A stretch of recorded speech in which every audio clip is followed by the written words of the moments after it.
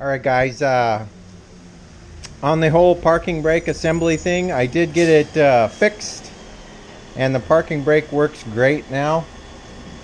I didn't show the time lapse because it took me about 4 hours to decipher this after I took it apart and reviewed the video that you saw, the time lapse that you saw, because it was really dark.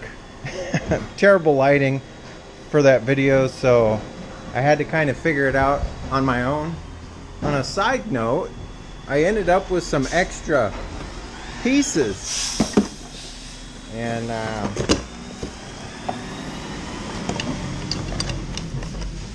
got the brake pad kit for $16.94 shipped, and it contained 2 sets of the brake pads. So now I have an extra set of the parking brake pads, and then I have some extra pieces. I eliminated 2 of these because I dropped one of these and I can't find it under the snowcat, and it'll probably show up when I pull Rusty back out of the garage. But all these are is a spring seat that kind of sits like that. So I just took one of them out on each side, and it didn't really affect the way the spring sat on there. And then this, I believe, goes to this little arm that sits between them, but I didn't see it as serving a purpose really, so I took it out. I guess we'll find out when I'm driving down the road and the whole assembly inside there blows apart and doesn't work again. So it wasn't functioning before because the old brake pads had just about nothing left here on the liners. So, and the adjuster was locked up, and all kinds of different things were going on in there. So I did what I thought would fix it, and it did. Although I don't understand how the self-adjusting mechanism works. It's got the little star wheel on it, and they say if you press the brakes and release the brakes about 100 times, that it will adjust itself. I don't see it doing that for whatever reason. I'm not sure if you're supposed to do that on your own, but there is nice pressure there now when I push on this, and I'm not able to turn the drive shaft anymore. So. And today we're going to dump the oil on Rusty and just look the motor over and make sure everything's okay, and then refill them, and we'll go from there.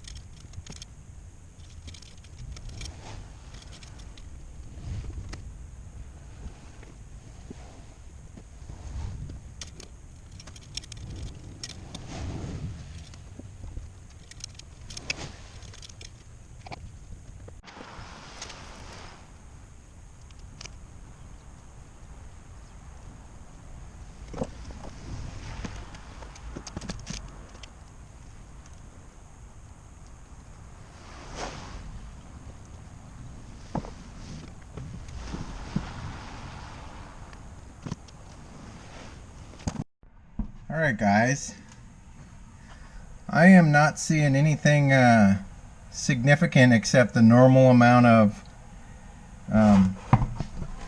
see the tiny little metal flakes?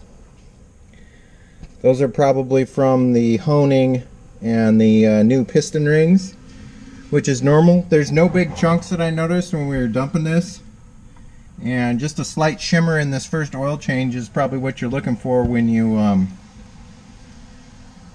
dump the break-in motor oil out. It looks good. The next oil change should be a lot cleaner, and then from there on out everything should just be normal. Have like a little bit of fuzz on the drain plug and in the oil, but this looks really good.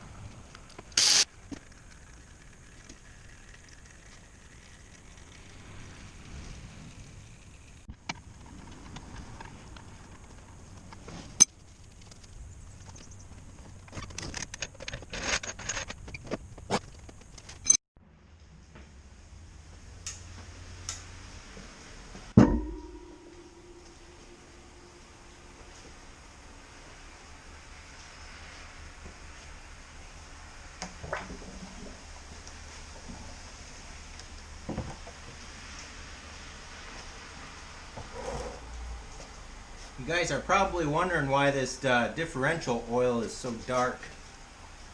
Well,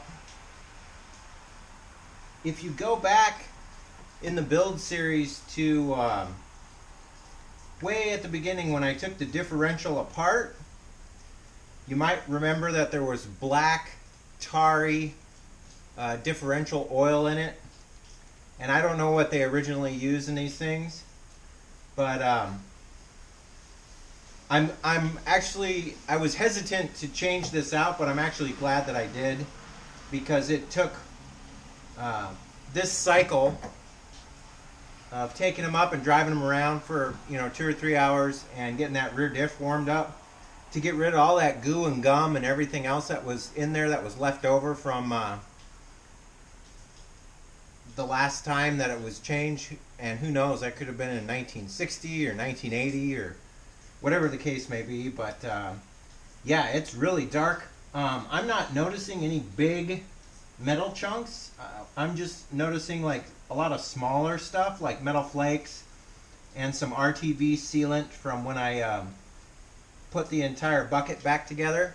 So this is actually looking really good, and I'm just stoked that after doing these oil changes, I can tell if something's going wrong or if everything's going good. And so far everything's going good. So now we have fresh clean oil in both the motor and the rear diff bucket and the drop boxes. So the next time I change it, it should be lighter in color, and then eventually it'll just probably be clear once it gets all the residue out of there. But I'm sure it's going to take a couple more changes on the rear diff to get it cleaned up. But getting rid of all this gummy, tarry, nasty old stuff that was in there was one of the reasons I swapped it out.